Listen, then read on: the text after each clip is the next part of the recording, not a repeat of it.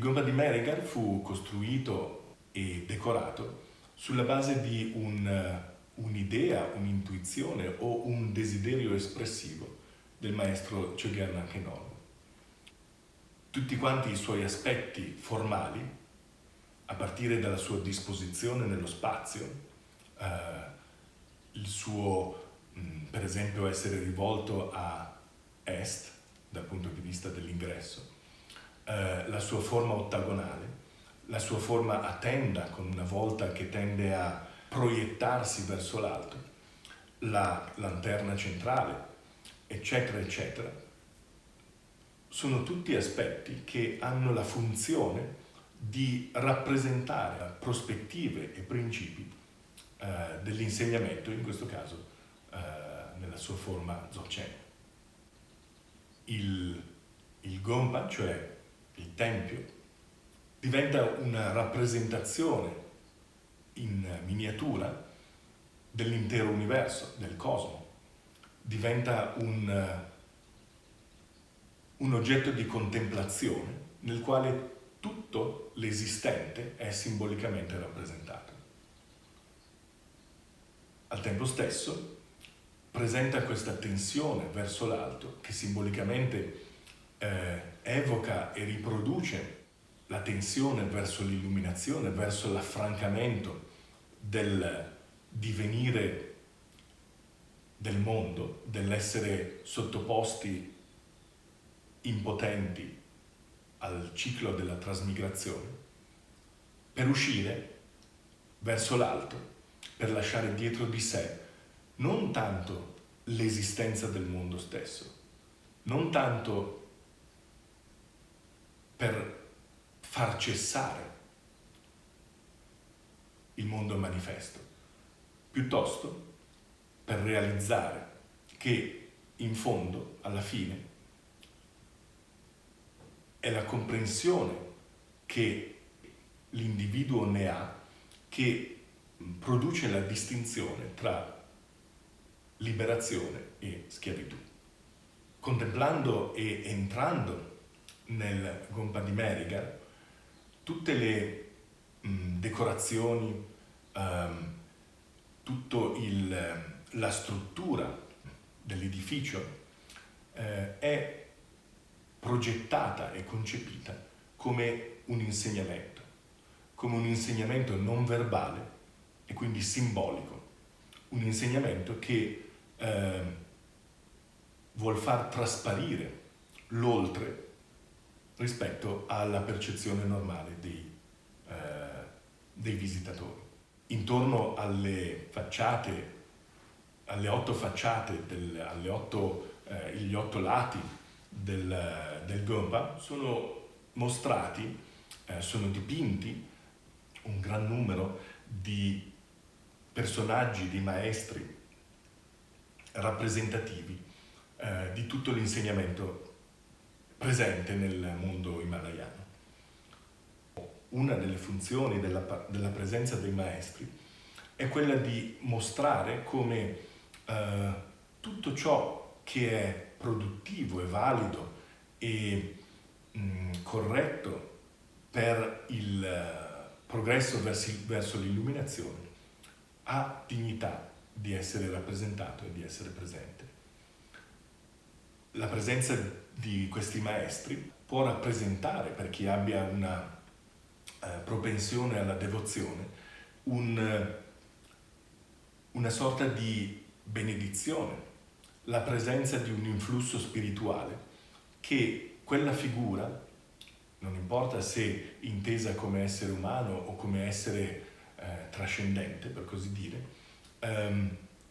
ha l'incarico di mostrare, di trasmettere e di comunicare. Una parte importante nella concezione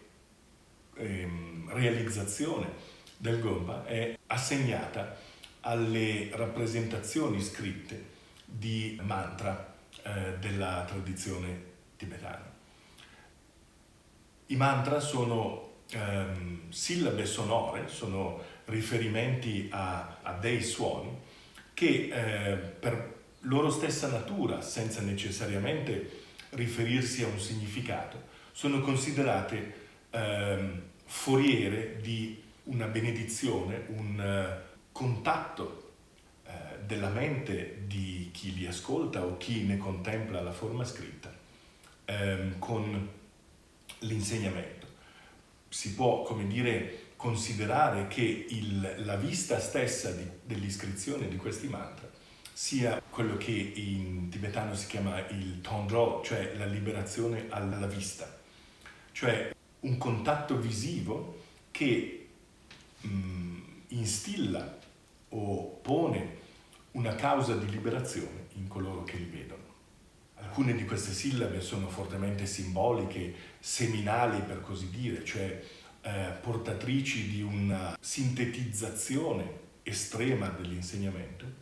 Altre invece sono più estese, discorsive anche se vogliamo, però sempre prive, almeno in generale, di un significato, cioè è la rappresentazione di parole, di suoni, di termini che non si rivolgono all'aspetto razionale del visitatore. Anche il modo in cui sono scritte, per esempio sopra le porte sotto cui il visitatore passa, oppure sulla volta del tempio stesso, ha un preciso significato e una destinazione molto simbolica anch'essa. Per esempio, su tutta la volta del Gompa, che in una qualche misura nella considerazione del Tempio come rappresentazione microcosmica dell'universo rappresenta il cielo, su questa volta,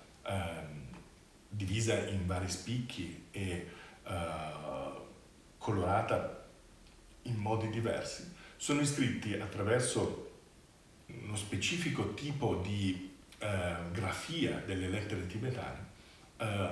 alcuni mantra estremamente importanti e fondamentali nell'insegnamento che lì è coltivato. Una caratteristica molto interessante a questo proposito è il fatto che le righe o le linee che ad un tempo contornano e rendono manifeste queste lettere sono del colore del cielo. In una certa misura il colore del cielo è ciò che sta dietro, ciò che sta al di là della volta celeste visibile. È il principio stesso della volta celeste visibile. La trasparenza, per così dire, di queste linee ci consente di vedere, di intravedere l'aldilà, ci consente di considerare il cielo come